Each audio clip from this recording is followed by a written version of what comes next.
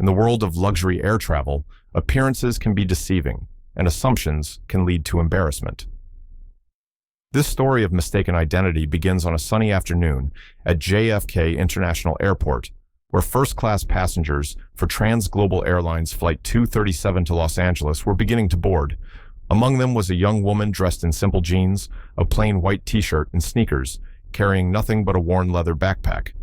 Her name was Sarah Hackman, though few would recognize her despite her famous father. Where are you watching from today? Drop it in the comments below.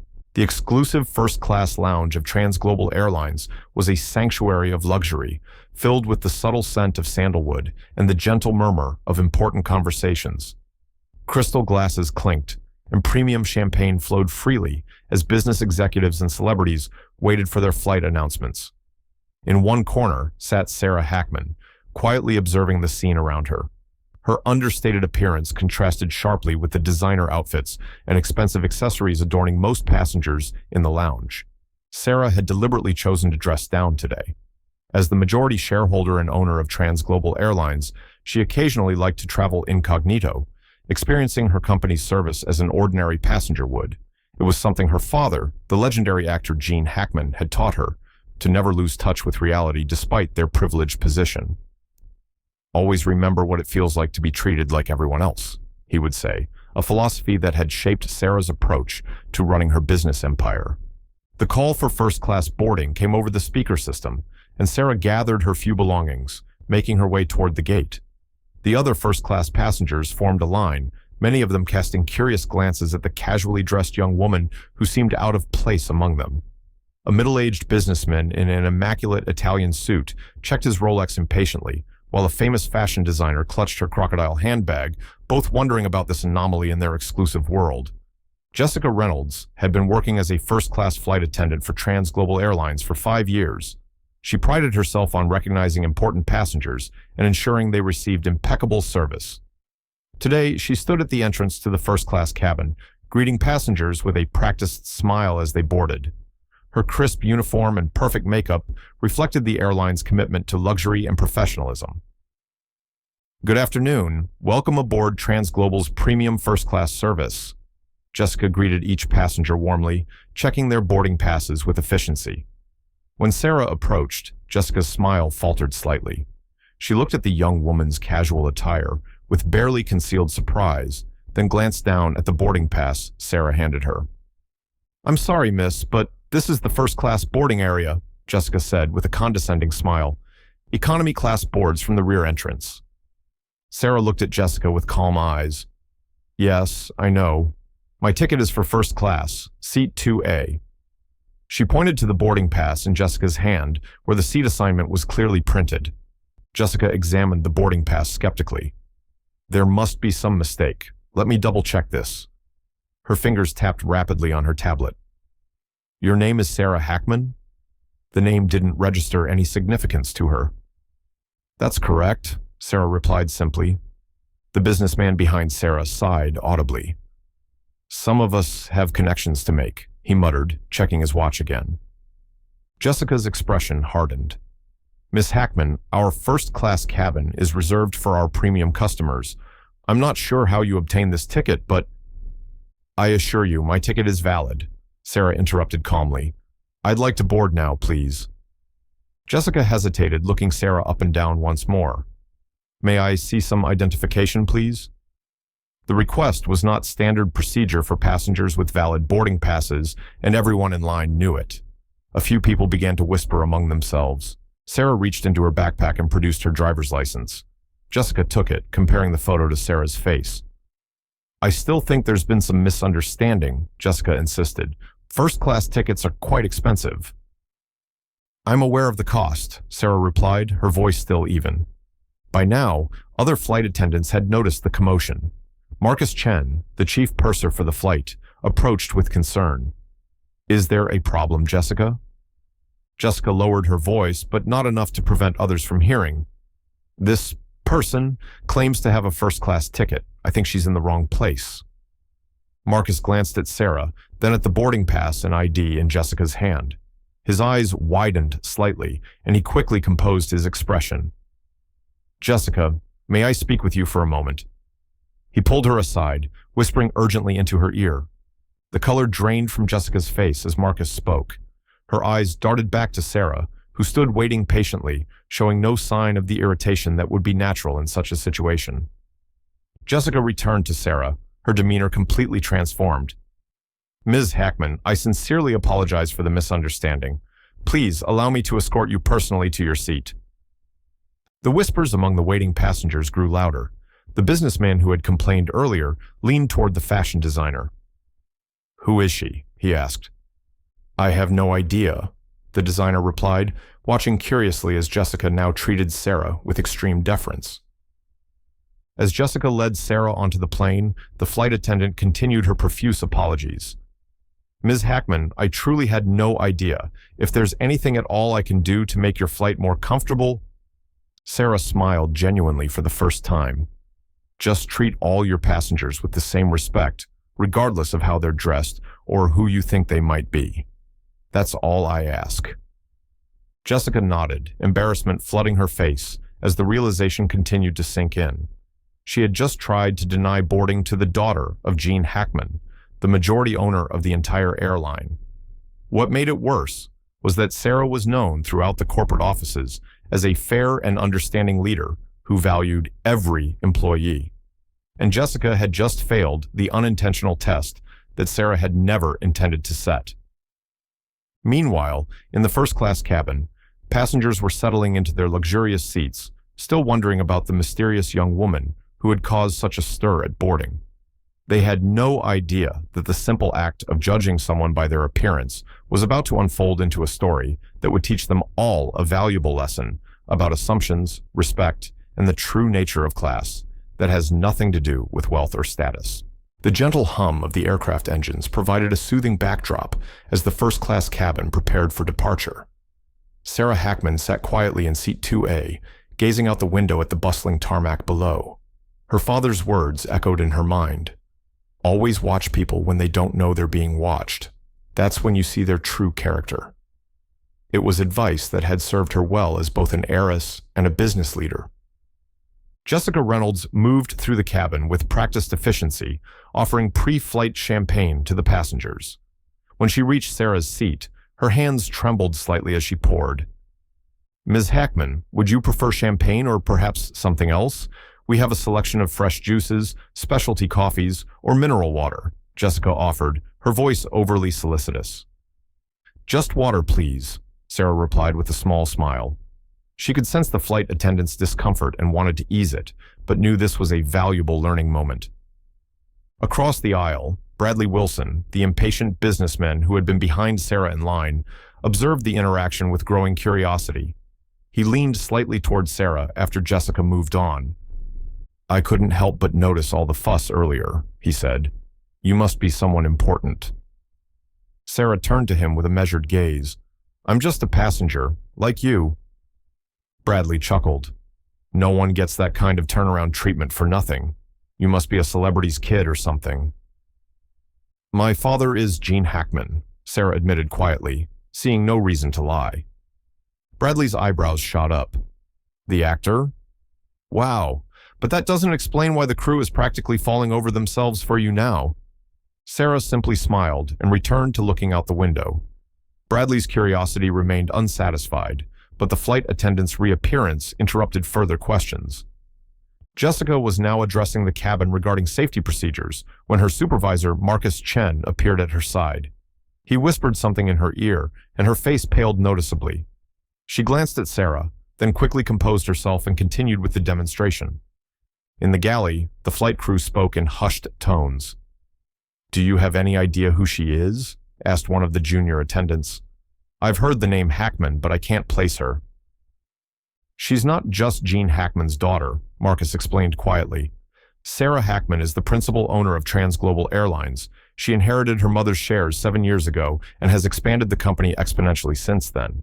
She's rarely at headquarters and prefers to work behind the scenes. Most employees wouldn't recognize her, which is apparently by design." Jessica's hand covered her mouth. "And I tried to send her to economy," she whispered, horrified.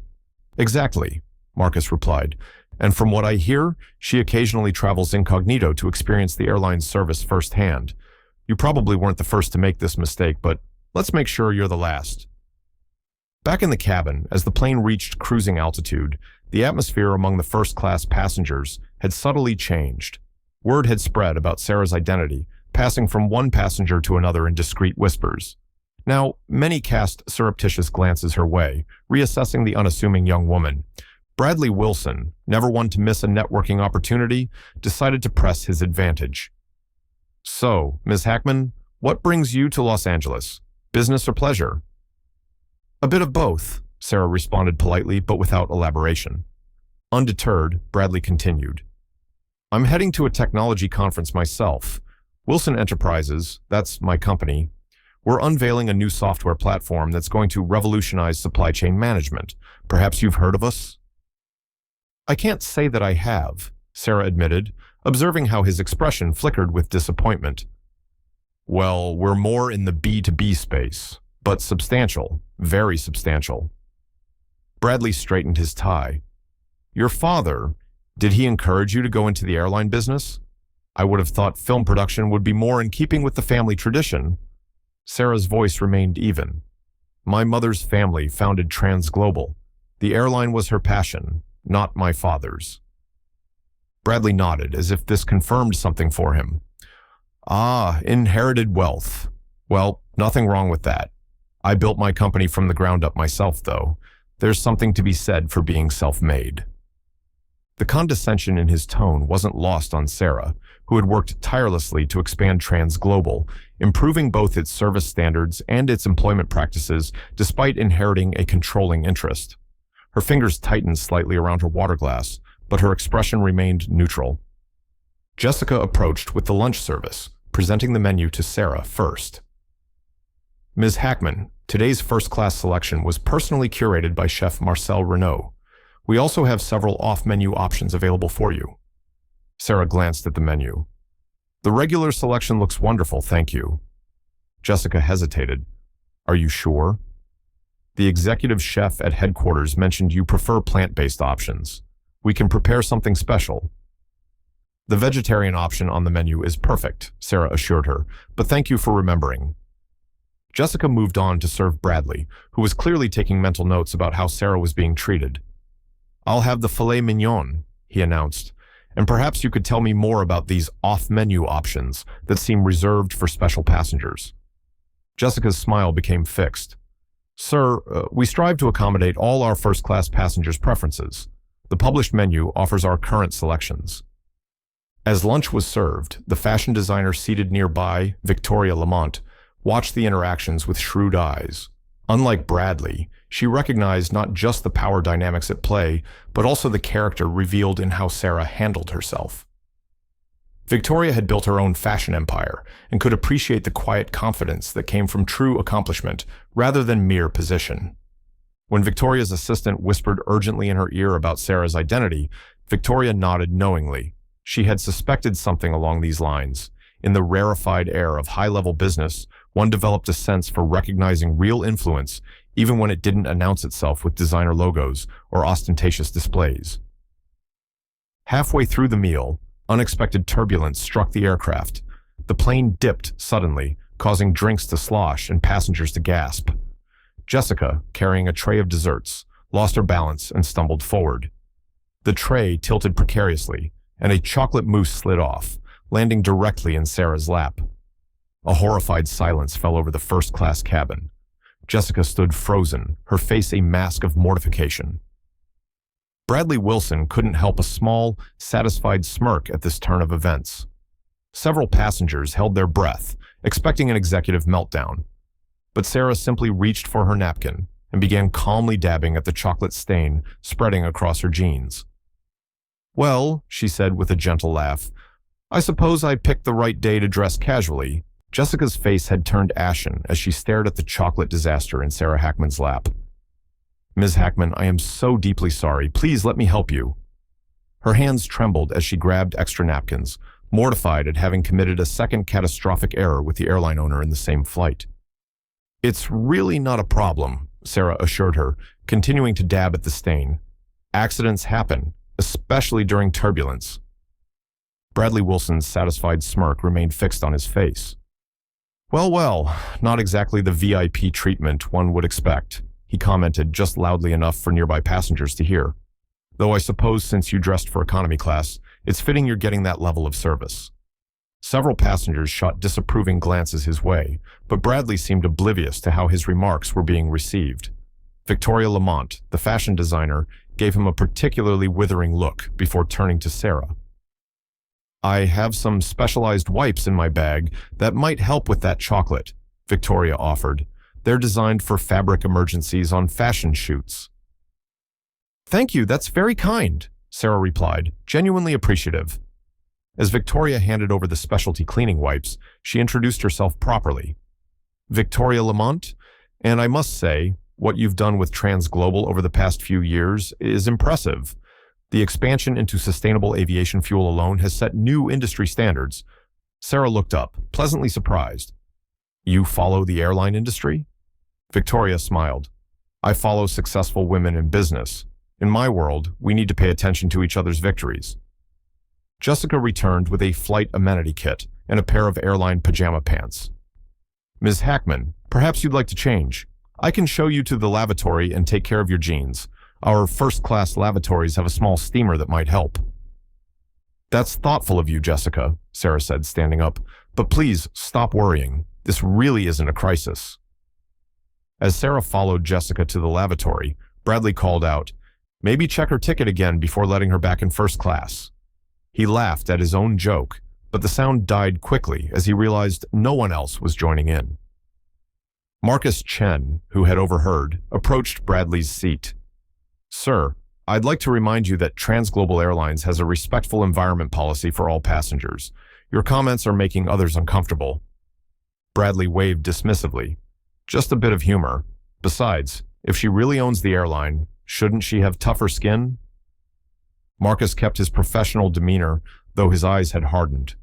Sir, Ms. Hackman has shown nothing but grace throughout this flight. I'd appreciate it if you could follow her example. In the lavatory, Sarah changed into the airline pajama pants, while Jessica waited outside, still apologizing profusely. Ms. Hackman, I don't know what to say. First the boarding incident, and now this. I've never had such a disastrous service experience. Sarah emerged from the lavatory, chocolate-stained jeans in hand. Jessica, look at me. She waited until the flight attendant met her eyes. Everyone makes mistakes. What matters is how we recover from them. You're providing excellent service under difficult circumstances. But Mr. Chen told me who you are, and I... That's exactly my point, Sarah interrupted gently. You should provide this level of recovery service to every passenger, not because they might own the company, but because it's the right thing to do. Do you understand the difference? Jessica nodded slowly, a new understanding dawning in her eyes. Yes, I think I do. Good. Now, I'd like to return to my seat. And please, treat me like any other first-class passenger for the remainder of the flight. No special treatment.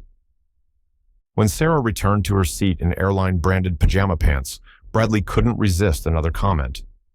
Well, that's a fashion statement. From casual to pajamas in first class, you're really pushing the dress code boundaries. Sarah settled back into her seat, meeting his gaze directly for the first time. Mr. Wilson, correct? I couldn't help but overhear earlier that you built your company from the ground up. Bradley straightened, pleased that she remembered. That's right. Wilson Enterprises. Started in my garage 15 years ago. That's admirable, Sarah said sincerely. Building something from nothing takes tremendous dedication. Bradley's posture relaxed slightly at the unexpected compliment. It does. Most people who inherit their positions wouldn't understand that kind of struggle. Perhaps, Sarah acknowledged, though I've found that every position comes with its own unique challenges, whether inherited or built. The true test isn't how you obtained your role, but what you do with it once you have it. Victoria, who had been listening from across the aisle, nodded appreciatively. Well said. In fashion, I've seen third-generation designers revitalize historic houses, and I've seen self-made sensations crash and burn within 2 seasons. The origin story matters less than the ongoing commitment. Bradley seemed about to argue when the captain's voice came over the intercom. "Ladies and gentlemen, this is Captain Rivera speaking. We're experiencing some unexpected weather systems ahead and may encounter additional turbulence. I've illuminated the fasten seatbelt sign, and I ask that all passengers return to their seats immediately." The announcement created a ripple of concern throughout the cabin. Jessica and the other flight attendants moved efficiently, securing loose items and checking that passengers were properly seated with seatbelts fastened. "Is this normal?" Bradley asked, a note of worry creeping into his voice as the plane began to jostle more aggressively. "Turbulence is always a possibility when flying," Sarah replied calmly. "Trans-global pilots are among the best trained in the industry for managing weather challenges." As if to contradict her words, the aircraft suddenly dropped altitude, causing several passengers to gasp. Oxygen masks deployed in the middle section of first class, where a ceiling panel had shifted. Jessica's voice remained steady as she addressed the passengers. "Please remain calm. This is a precautionary measure. Only use the oxygen masks if they've deployed directly above your seat." Sarah noticed Jessica's professional poise had returned in this moment of crisis. Gone was the flustered attendant from earlier.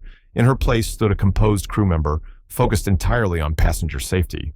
Marcus appeared from the cockpit, speaking quietly to the lead flight attendants. Their expressions remained neutral, but Sarah could read the tension in their body language. Something beyond routine turbulence was happening. The plane shuddered again, banking sharply to the left. A collective murmur of anxiety spread through the cabin. Bradley gripped his armrests, knuckles white. "What's happening?" he demanded of no one in particular. Victoria remained outwardly composed, though she had closed her eyes and appeared to be practicing measured breathing. Other passengers displayed varying degrees of distress. Sarah unfastened her seatbelt. "Ms. Hackman, you need to stay seated," Jessica said immediately, moving toward her. "I need to speak with Captain Rivera," Sarah said quietly but firmly. "Now." Jessica hesitated, torn between safety protocols and the authority of the airline's owner. "That's against regulations during turbulence." "I understand, but this is necessary." Sarah's tone left no room for argument. "Please escort me to the cockpit." Marcus interjected, having overheard the exchange. "Ms. Hackman, with all due respect, even as the owner, cockpit access during potential emergency situations is restricted by FAA regulations." Sarah looked directly at him. "Marcus, the transponder code has changed. I can see the flight path adjustment on my tracking app. This isn't just weather. I need to know what's happening on my aircraft." The revelation that Sarah had been monitoring the flight's technical details shifted something in Marcus's expression. After a moment's consideration, he nodded. "Follow me. Quickly, please." As Sarah followed Marcus toward the cockpit, she passed Bradley's seat. The businessman's earlier smugness had evaporated, replaced by genuine fear. "Where are you going?" he asked. "What's wrong with the plane?" Sarah paused briefly. "Everything's going to be fine, Mr. Wilson. Sometimes leadership means checking on the situation personally, rather than waiting for information to come to you." With that, she disappeared behind the cockpit door, leaving the first-class cabin buzzing with new speculation about exactly who Sarah Hackman really was and what she knew about their flight that they didn't. In the confined space of the cockpit, Captain Elena Rivera and First Officer James Chen worked with focused intensity, their hands moving across the instrument panels with practiced precision. They both looked up as Marcus opened the door, surprise registering on their faces at seeing Sarah Hackman enter behind him. "Ms. Hackman," Captain Rivera acknowledged with a quick nod before returning her attention to the controls. "I apologize, but this isn't a good time for a cockpit visit." Sarah moved closer, scanning the instrument panels. "I noticed the transponder code change and flight path adjustment. What's happening, Captain?" Elena and James exchanged a brief glance. "How did you—" Elena began, then stopped herself. "Right, of course you would know about transponder codes." "We've been directed to divert to Denver," James explained. "There's a medical emergency on board that requires immediate attention." Sarah's brow furrowed. "In economy? Why wasn't first class notified?" "We're handling it discreetly to avoid causing panic," Elena explained. "A passenger is experiencing severe cardiac symptoms. We have a doctor on board providing assistance, but they've recommended landing as soon as possible." The turbulence? Sarah asked. Partly real weather, partly us descending faster than our flight plan indicated, Elena admitted. We're trying to balance speed with passenger comfort. Sarah nodded, processing this information. What can I do to help? James looked surprised at the offer. Most executives would be demanding updates, not offering assistance. Actually, Elena said after a moment's consideration, we could use some help managing passenger expectations in first class. They're going to realize we're diverting soon. If you could support the cabin crew in keeping everyone calm, that would be valuable. Consider it done, Sarah replied. And Captain? Make any decisions you need to for safety. Don't worry about costs or schedules. Elena's shoulders relaxed slightly. Thank you, Ms. Hackman. As Sarah exited the cockpit, Marcus waiting just outside, she took a deep breath. We need to prepare the passengers for an unexpected landing in Denver. There's a medical emergency in economy. Marcus nodded. I'll brief the crew. Should we announce it or speak to passengers individually? Let's start with individual briefings for first class, Sarah decided. Less chance of misunderstandings or panic. When Sarah returned to the main cabin, curious eyes followed her. Bradley Wilson immediately leaned across the aisle. What's going on? Are we in danger? Sarah addressed him calmly but loudly enough for nearby passengers to hear. We're diverting to Denver for a medical emergency. A passenger requires immediate attention. We're not in danger, but we will be landing within 30 minutes. Her direct, transparent explanation had an immediate settling effect on the cabin. Victoria Lamont nodded appreciatively at Sarah's approach. A medical emergency? Bradley questioned skeptically. The plane was dropping like a stone. Are you sure that's all it is? Yes, Mr. Wilson, Sarah responded firmly. We descended rapidly to get to a lower altitude for the passengers' benefit and to prepare for landing. Captain Rivera and her crew are handling the situation expertly. Jessica approached, her professional demeanor now fully restored. Ms. Hackman, we're preparing the cabin for early arrival. Is there anything specific you'd like us to communicate to the passengers? Just the facts, Jessica. Transparency builds trust. Sarah gestured around the cabin. These are business leaders, celebrities, and experienced travelers. They can handle the truth, delivered professionally. Jessica nodded, understanding the lesson being taught. Yes, Ms. Hackman. As the crew prepared for landing, Sarah noticed Bradley checking his phone frantically. Unbelievable, he muttered. I'll miss my connection to San Francisco. This is going to cost me a fortune in missed meetings. Victoria, overhearing, couldn't contain herself. A person's life is at stake, and you're worried about meetings? Bradley flushed. Of course I care about the emergency. I'm just saying that your inconvenience matters more, Victoria challenged. Sarah intervened gently. Mr. Wilson, I understand your concern. Business commitments are important. Once we land, I'll ensure our ground staff helps rebook everyone's connections with priority. Bradley looked away, properly chastised. Thank you, he mumbled. As the plane began its final approach to Denver, Jessica moved through the cabin with renewed confidence, checking seatbelts and securing loose items. When she reached Sarah's row, she paused. Ms. Hackman, I want to thank you. For what, Jessica? For showing me what real leadership looks like, Jessica said quietly. I've worked for TransGlobal for 5 years, and today I finally understood what our training manuals mean by service with empathy. Sarah smiled. That phrase was my mother's, actually. She believed that transportation isn't just about moving people from place to place. It's about making them feel seen and valued during the journey. The aircraft touched down smoothly in Denver, taxiing quickly to the gate where emergency medical personnel were already waiting.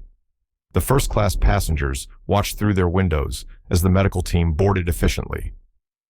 Ladies and gentlemen, Captain Rivera's voice came over the intercom. We have arrived in Denver, where medical professionals are now attending to our passenger.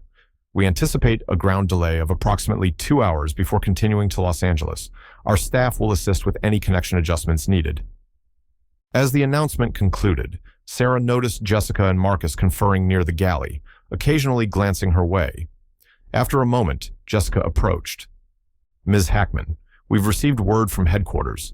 The CEO has been notified of your presence on board and the diversion. He's requested to speak with you. Sarah nodded. I'll call him once we've ensured the medical emergency is properly handled. Bradley, who had been listening, couldn't contain his curiosity. Wait, if you own the airline, aren't you the CEO? Sarah shook her head. I own a controlling interest, Mr. Wilson, but I believe in hiring the right people to run daily operations. I serve as chairperson of the board, not CEO. Victoria leaned forward. That's why TransGlobal has flourished under your ownership. You understand the difference between ownership and leadership. Bradley considered this, genuinely intrigued. I've always believed in maintaining direct control of my company. Maybe there's something to your approach. Different businesses require different structures, Sarah acknowledged, but I've found that trusting experts to do their jobs while maintaining a clear vision creates the strongest organizations. The conversation was interrupted as the medical team emerged from economy class, efficiently transporting a passenger on a stretcher. The cabin fell silent as everyone watched with concern. Will they be okay? Sarah asked Jessica quietly. The doctor says they're stabilized. Denver has an excellent cardiac center. Sarah nodded, relieved. Please arrange for flowers to be sent and have our customer care team follow up on their condition if appropriate. Once the medical team had disembarked, Captain Rivera emerged from the cockpit and approached Sarah. Ms. Hackman, thank you for your support during this situation. It meant a lot to the crew. You made all the right calls, Captain, Sarah replied. I'm just grateful I happened to be on board to see our emergency protocols in action. As they spoke, Jessica was coordinating with ground staff who had boarded with connection information. Bradley received his updated itinerary and looked surprised. They've booked me on a private trans-global connection to San Francisco, he said, showing Sarah his new boarding pass. I'll actually make my meetings on time. Our staff is thorough, Sarah replied simply. As passengers began to disembark for the 2-hour ground delay, Victoria paused beside Sarah's seat. You know, in my industry, we talk a lot about how true luxury isn't about flash. It's about thoughtfulness and attention to detail. What I've witnessed today is the difference between having wealth and having class. Sarah smiled appreciatively. My father would agree with you. He always said that class has nothing to do with how much money you have, and everything to do with how you treat people. As the cabin emptied, Jessica approached one final time. Ms. Hackman, about what happened during boarding. Sarah stood, gathering her backpack. Jessica, if you hadn't questioned me during boarding, I might never have seen how some of our staff interact with passengers they deem less important. Today wasn't a failure on your part. It was a learning opportunity for all of us. Jessica's eyes glistened with emotion. Thank you. I won't forget this lesson. Sarah glanced around the now empty first-class cabin. That's all any of us can hope for, to learn from our experiences and grow. Whether we're flight attendants, business owners, or passengers, we're all just people trying to reach our destinations. With that, Sarah Hackman walked off the plane, leaving behind not just an aircraft, but a group of people forever changed by their encounter with Gene Hackman's daughter, a woman who proved that true ownership goes far beyond possessing an airline. It extends to owning one's mistakes, owning one's responses to challenges, and most importantly, owning the responsibility to treat every person with dignity, regardless of their appearance or status. As news of the incident spread throughout TransGlobal Airlines in the days that followed, the story became a cornerstone of the company's training program, a powerful reminder that you never know who might be watching, and that the true measure of service isn't how you treat the powerful, but how you treat everyone else.